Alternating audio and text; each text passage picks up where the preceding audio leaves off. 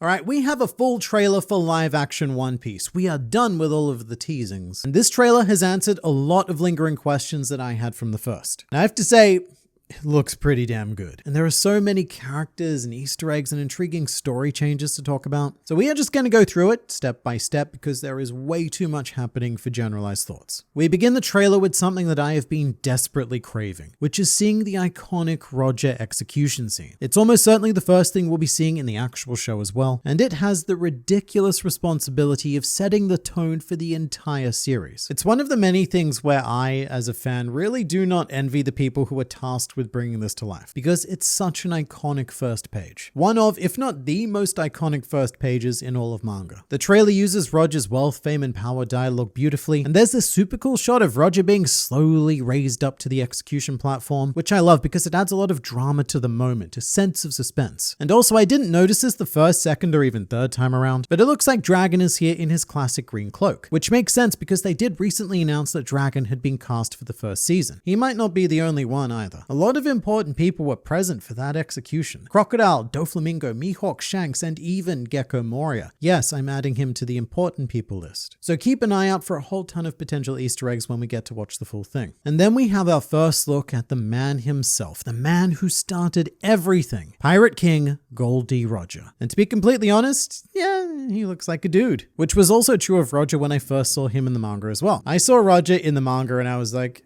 he's nothing special, design-wise at least. Just looks like a very stereotypical pirate. I do, however, think that live-action Roger has a very powerful voice. It's not that deep Roger that we're used to from the anime, but it works really well. And the speech itself is very commanding and exciting. Whilst this is happening, there's a bit of a montage, including our first proper look at Vice Admiral and Luffy's grandfather, Monkey D. Garp, who at this point we speculate has a much larger role in the live-action series than he did at this point in the manga, which to be clear was no role. But I think that Garp looks great, and very notably, he's wearing the historically accurate black suit. Around this time, both he and Sengoku wore very schmick clean black suits, and they matched together. They were such good friends. And there's also a curious shot of Usopp and the crew in a garden with a grass seahorse, which I assume is Kaya's estate, mostly because it's the only place I can think of in East Blue that would have such immaculate gardening. The final thing we see from Roger is his iconic Will of D smile, and I think this looks about as good as we could have hoped for in live action. Oda's smiles are just so impossibly wide, so I think great job to the actor and great job to the mustache for giving this a very solid vibe. This is all very dramatic, super serious, great age of piracy, action, etc. Which is why this next moment is my favorite of the trailer. We cut immediately to Luffy speaking with a news coup, which I think encapsulates the wackiness of One Piece really well. And I quite like the joke of Luffy asking the news coup to join him and then muttering mutiny when it flies away. To be fair, that bird already has a job, a very important job. But also, news coup could have officially been the first Straw Hat crew member. Opportunity wasted. But the CGI work on News Coup is fantastic. No, it's not the height of realism, nothing in this is, but it's pretty apparent that we are going for a more stylized world, and I love it. We then move to a conversation between Luffy and Kobe about why people want to be pirates, shown alongside a montage of sea-based visuals. We get another look at Captain Alvida, this time not getting punched in the face, and we then have something very curious, a change. There's a big flash of red outside of a boat, which I think may have something to do with Buggy, because we see Luffy, Zoro, and Nami wearing the same outfit later on in the chapter when they're in what looks like Buggy's circus tent, which is a pretty big change, but one that needed to happen because of an earlier change. Because we know that Nami is now present during all of the Shellstown stuff with Captain Morgan, so the opening to Orange Town doesn't necessarily work anymore. You know, with Luffy being taken by the big bird, dropped, meeting Nami, etc. Nah, we're probably doing something different. Luffy then presents his handmade Jolly Roger, 100% faithful to the manga Luffy's artwork, and I love it. Don't fix what isn't broken, or I guess more accurately, don't continue to break what is already somewhat broken. So in the manga, Usopp is in this scene, obviously because he goes on to fix the Jolly Roger. And he could still be in this scene as well, even though we don't see him, because everyone are wearing the same outfits as in the earlier shot of the Seahorse Garden. So this could either be just before or just after Syrup Village. Maybe Usopp isn't in the scene. Maybe this happens before and Usopp fixes it later. Whilst Nami is speaking of treacherous oceans, we see a ship being sunk. This looks like the Cooking George, which was Zeph's pirate ship that sank in the storm when he was attacking the orbit. So I think that this is a part of Sanji's his flashback. We also have a shot of Merry with Kuro behind him, about to inflict some seemingly but not at all fatal wounds. Merry himself is pretty much ripped straight out of the manga, and it looks like Kaya's estate is much more gothic and atmospheric in nature, which gives the whole scene a much more suspenseful vibe. I love the claws just coming from behind Merry. And I also have to applaud the bravery of adapting Merry this accurately, because it must be so hard to take a man dressed like a lamb seriously. And then we have Zoro. He's in a hole, which I think is happening during Syrup Village, judging by his shirt, which matches the Seahorse Garden outfit, and also judging by the moon, because Syrup Village rather notoriously took place under a crescent moon. And with Kaya's estate being more gothic stone in nature, I think it stands to reason that there could be a place like this for Zoro to end up in, / get lost in. This might actually be the live action answer to Zoro's delay to join the fight against the Black Hat Pirates. In the manga, it was because he got stuck in oil and he got all oiled up. But then we have a colossal moment. This was a sink or swim for me for the live action. We see Buggy's Chop Chop fruit powers in action, and I have to say, it looks pretty damn good. Far better than I was expecting. I think that light is definitely our friend here, or rather lack of light, because it allows Buggy's abilities to strike some genuine fear, as opposed to the manga where everything happens in broad daylight and it's much more comical. I'm really liking the live action approach to Buggy. He is still my favorite part of this whole thing so far, and every subsequent thing I see of him only reinforces that. Except one thing, but I'll get to that. There's also a shot of Buggy just before the Chop Chop powers are used, which I think looks phenomenal. I really think they've struck gold with Buggy, somehow balancing both the wacky clown and terrifying clown, which is perfect for East Blue because we want him to seem like an actual threat. And how to maybe tone that down and turn him into comic relief, is a problem for the future. Although I will say that my one reservation with Buggy is that hearing him scream Chop Chop Cannon was a bit...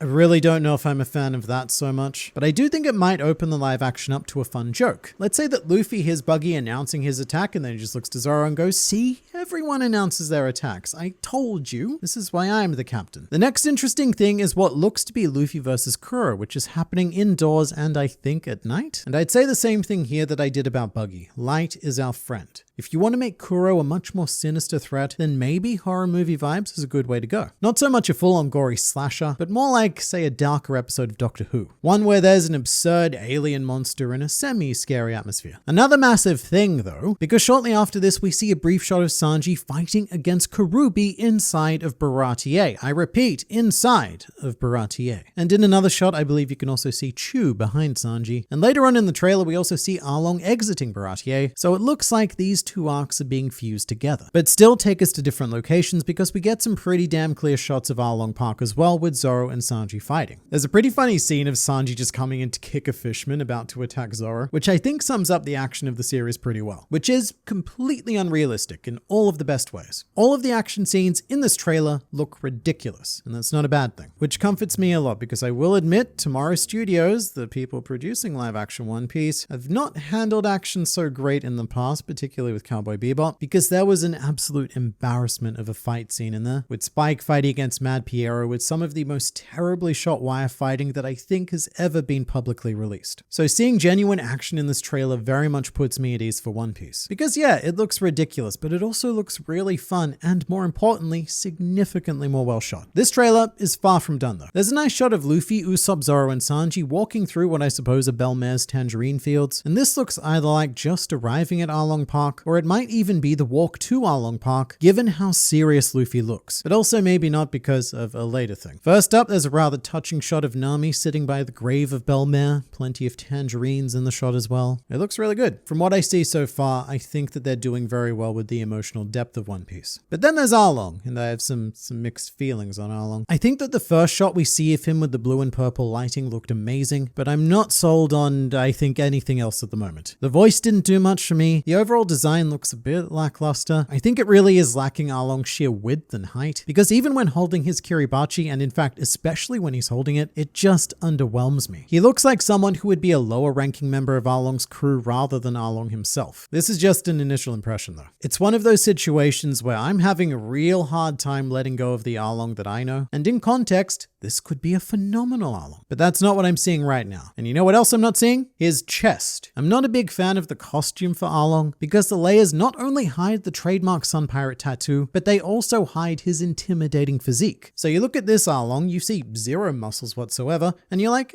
Luffy's just gonna punch him and everything's gonna be fine. He's not a threat. And I think it might also be because the work on his face is actually very good, which means that there is a lot happening here, but nothing happening here. So the bigger, cooler, fearsome fishman head makes the regular human body look almost chibi in comparison. Then we have a pretty cool shot of the OG trio, which looks to be during Shell's Town after beating a whole bunch of Marines, potentially preparing to bring down Captain Morgan himself, which then cuts to Zoro lying down, which I think might take place after his fight with Mihawk. And this might even be his I will never lose again moment. Then we have a big smash with a pretty epic shot of Arlong Park being destroyed by Luffy, which I think looks really good. And there's another shot later on of Luffy's foot sticking out of the top, ready to axe Arlong. So I think that this final attack is going to look pretty damn cool. And then, I can't believe this is in the trailer, but they also show the key moment of East Blue. Luffy putting the straw hat on Nami. This is major, and I'm very happy with it. I'm interested in the fact that it takes place at night though, particularly since the Arlong fights look like they happen during the day.